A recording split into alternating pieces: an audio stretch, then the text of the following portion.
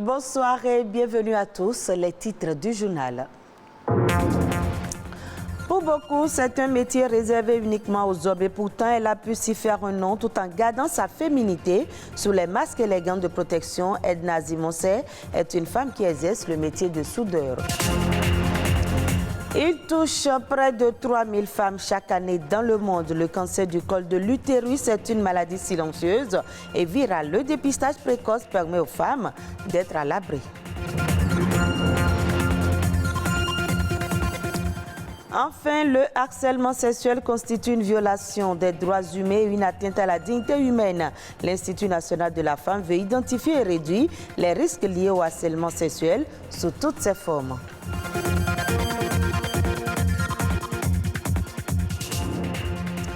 Merci de votre fidélité. Ce 10 mars, c'est la journée mondiale du rein. Cette journée est une campagne mondiale de sensibilisation à la santé axée sur l'importance des reins, sur la fréquence et l'impact des maladies rénales et sur les problèmes de santé qui leur sont associés. Les reins ont pour principale fonction l'élimination des déchets de l'organisme par filtration du sang transformé en urine. La maladie rénale atteint près de 850 millions de personnes dans le monde. L'OMS prévoit une augmentation de la prévalence de la maladie rénale chronique de 17% dans les 10 ans à venir. Il n'existe pas actuellement de traitement permettant de retrouver une fonction rénale normale. Cependant, afin de ne pas arriver au stade de la dialyse, des mesures de protection des reins permettant d'éviter la progression de la maladie existent. Dans le monde, seulement 1,6% des soudeurs sont des femmes. Et si l'égalité demeure un objectif encore lointain, le métier se féminise. Pourtant, au Bénin, l'on rencontre déjà des soudeuses dans ce secteur très masculin. Edna Zimonset a été attirée par l'exigence de qualité et de précision de métiers qui nécessitent une certaine habileté, mais aussi une fine technicité. Mathieu Sokenou et Nadège Sani sont allés à sa rencontre. Portrait.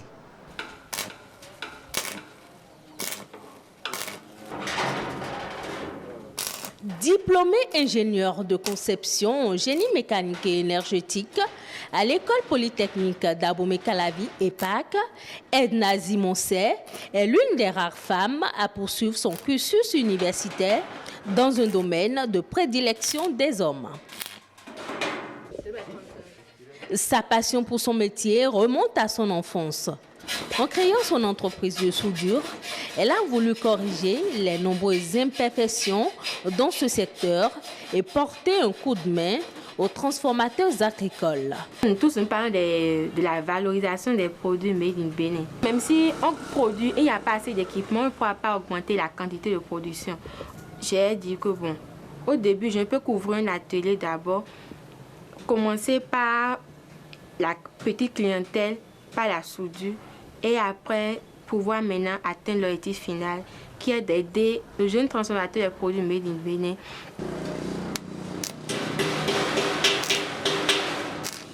Entourée d'une équipe composée d'hommes uniquement, la chef des lieux ne se laisse pas intimider.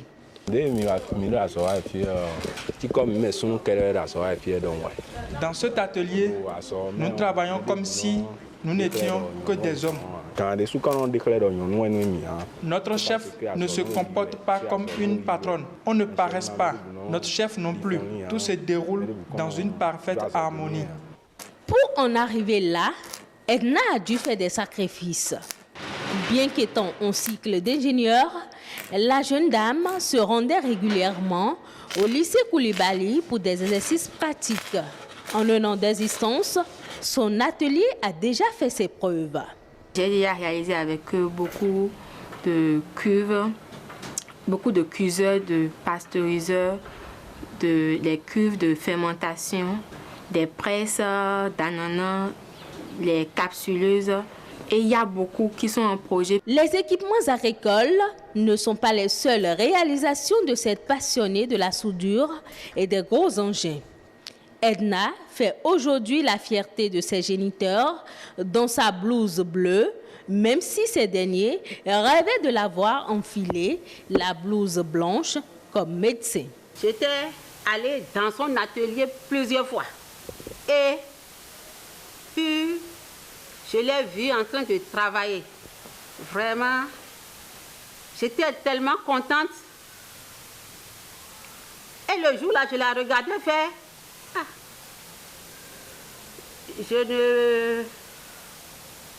Le mot me manque. Edna Zimonset souhaite que dans 10 ans, les transformateurs agricoles béninois puissent disposer d'équipements localement fabriqués. Tout cela pour faire de son atelier un centre de référence dans la sous-région. Parlons maintenant du cancer du col de l'utérus qui fait partie des principaux cancers gynécologiques. Il tue des millions de femmes chaque année. Le Bénin n'y échappe pas. Cependant, notre pays a pris des mesures pour renforcer le système de protection sanitaire des femmes afin de réduire le taux de prévalence sur le territoire national. Suivez ce reportage. Le cancer du col, ça va être l'apparition au niveau du col de l'utérus de cellules qui vont se multiplier de façon anarchique et qui vont entraîner des conséquences graves sur l'organisme et qui peuvent entraîner la mort. Et sur 300 000 décès de femmes pour cause de cancer enregistrés en 2018 dans le monde, le cancer du col de l'utérus est responsable des 2/3 selon l'Organisation mondiale de la santé. Il est classé 2e cause de mortalité chez la femme après le cancer du sein.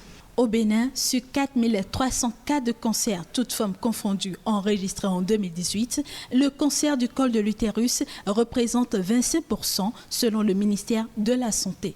Le mal est dû à plusieurs facteurs. Le principal élément qui cause le cancer du col, c'est l'infection à un virus qu'on appelle le Human Papillomavirus. C'est un virus qui se contracte par les rapports sexuels. À côté de ça, le tabac aussi est un cofacteur important. Ces cellules cancéreuses, une fois installées, vont progresser de façon presque silencieuse vers le cancer. Pour qu'il apparaisse, ce sont des anomalies au niveau du col qui vont s'aggraver et qui, au bout de 10 à 15 ans, vont être appelés cancer. Mais en général, lorsqu'ils commencent à se manifester essentiellement par des saignements, à ce moment, en général, c'est souvent trop tard. Si l'alcoolisme et le tabagisme représentent des facteurs aggravants, ce ne sont pas les seuls facteurs prédisposants. C'est par exemple les personnes qui sont immunodéprimées, c'est-à-dire dont le système de défense de l'organisme ne fonctionne plus bien. Par exemple, des personnes vivant avec le VIH, dans certains diabètes. Que le cancer du col de l'utérus apparaisse tôt ou tardivement, la prise en charge n'est pas aisée. Les médecins recommandent un dépistage précoce. C'est difficile de le traiter, c'est beaucoup plus facile de le prévenir. Passé un certain stade, il ne va pas pouvoir être guéri. On va plutôt améliorer le confort de vie de la personne le temps qu'il lui reste à vivre. Et pour accompagner les agents de santé dans la lutte contre le fléau, le Bénin s'est doté d'un document stratégique de 100 pages qui fournit des informations utiles sur le cancer du col de l'utérus et d'autres cancers chez la femme. Avec une bonne mise en application de ce plan stratégique, nous parviendrons à une réduction de 30% du taux de mortalité lié au cancer du col de l'utérus. Les femmes, quel que soit leur âge, sont invitées à faire l'examen du frottis vaginal tous les 3 ans pour éviter toute complication. La lutte contre l'exploitation, les abus sexuels et contre le harcèlement sexuel sur le lieu de travail, une priorité absolue pour l'Institut national de la femme. Nouvelle formule, cette structure publique entend s'investir fortement contre toutes les formes de violence basées sur le genre, notamment contre le harcèlement sexuel dans les zones urbaines comme en milieu rural. Huguette Bokpenyakadia, secrétaire exécutive de l'Institut national de la femme, nous édifie, on l'écoute. La question du harcèlement sexuel n'est pas une question régionale, elle n'est pas une question géographique. Elle est vraiment une question sociale, si je peux ainsi dire. C'est une question sociale liée aussi aux stéréotypes, aux idées que l'on se fait de ce que, il n'y a pas d'égalité en tant que telle entre un homme et une femme. Dites-vous bien que s'il y a un poste à trouver quelque part, surtout particulièrement en zone rurale, où donc les administrations, les entreprises ne sont pas nombreuses, vous vous imaginez bien que quand l'une de ces entreprises est installée et que tout le monde court pour y trouver du travail, je vous laisse imaginer ce à quoi les jeunes femmes peuvent ce à quoi elles peuvent être confrontées. Déjà, en milieu urbain, ça se dit presque pas, ça se dit très très peu. Alors, à plus forte raison en zone rurale, on n'en entend pas parler, mais ça existe même abondamment. L'Institut a bel et bien l'intention de procéder à un état des lieux où nous allons voir quelle est la prévalence de tel et tel phénomène lié au sexe sur toute l'étendue du territoire. Il y a des études qui ont été faites, il faut les compléter, on va les faire. Certainement qu'en milieu rural, on va trouver peut-être des environnements favorables au harcèlement sexuel qui sont peut-être différents des environnements favorables en milieu urbain. On va peut-être trouver même des causes aggravantes, mais il faut faire une cartographie de ce phénomène jusque dans les zones rurales pour pouvoir accorder une protection égale aux femmes rurales que celle qu'on apporte aujourd'hui aux femmes urbaines. Nos lois sont des lois nationales et c'est notre devoir d'aller informer, y compris dans les zones rurales, que tel comportement est répréhensible. Hors du Bénin, le Gabon veut nationaliser la pêche maritime artisanale contrôlée à 86% par des acteurs étrangers. Et pour inverser cette tendance qui a toujours prévalu dans ce secteur, les autorités gabonaises veulent former des nationaux à la pêche et à la transformation de la production halieutique. Elles ont lancé les travaux de construction des centres communautaires de pêche. Ces infrastructures sont construites pour organiser au mieux le fonctionnement et le développement de la filière ainsi que le renforcement des capacités des acteurs de la pêche artisanale. Rentabiliser la pêche artisanale au Gabon passe également par la lutte contre la pêche illicite. C'est la raison pour laquelle le gouvernement a entrepris d'installer des balises sur les navires de pêche artisanale. Le reste de l'actualité à l'international, c'est dans Eco Inter présenté par Ulvaeus Balogun.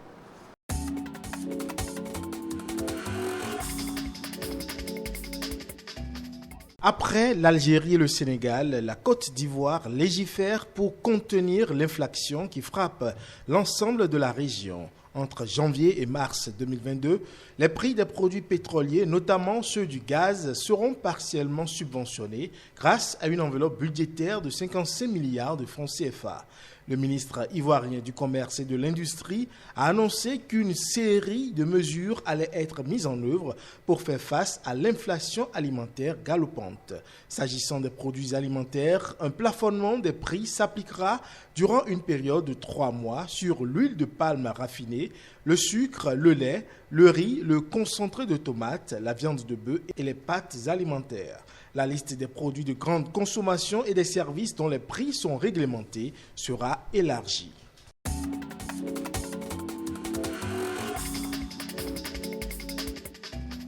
Et face à la généralisation du Bitcoin et des crypto-monnaies, les États-Unis d'Amérique réfléchissent à émettre leur propre monnaie virtuelle. Le président américain Joe Biden a signé mercredi 9 mars un décret qui lance le processus de création d'un dollar numérique qui serait émis par la Banque centrale de la monnaie digitale. Le ministère de l'Économie devrait d'ici 6 mois déposer un rapport sur les avantages et les risques d'un tel projet.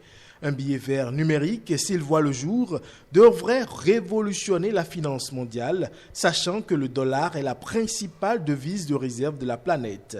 Toutefois, on pourrait assister au bouleversement du système bancaire traditionnel, à des difficultés dans la protection de la vie privée des utilisateurs et à des menaces sur la sécurité des États.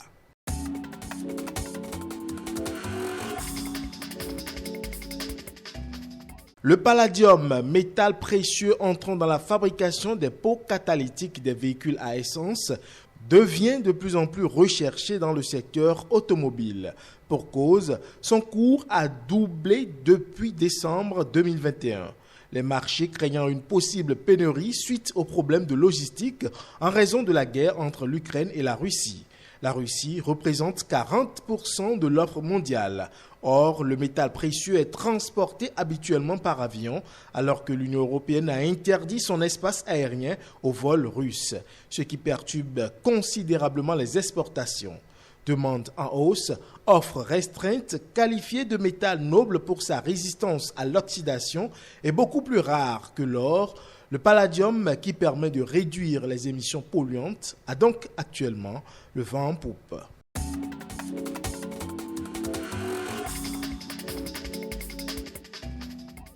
Et ce sera tout pour ce journal à revoir sur le site de l'ORTB, www.ortb.bj. Merci de nous avoir suivis et très bonne suite des programmes de BB24.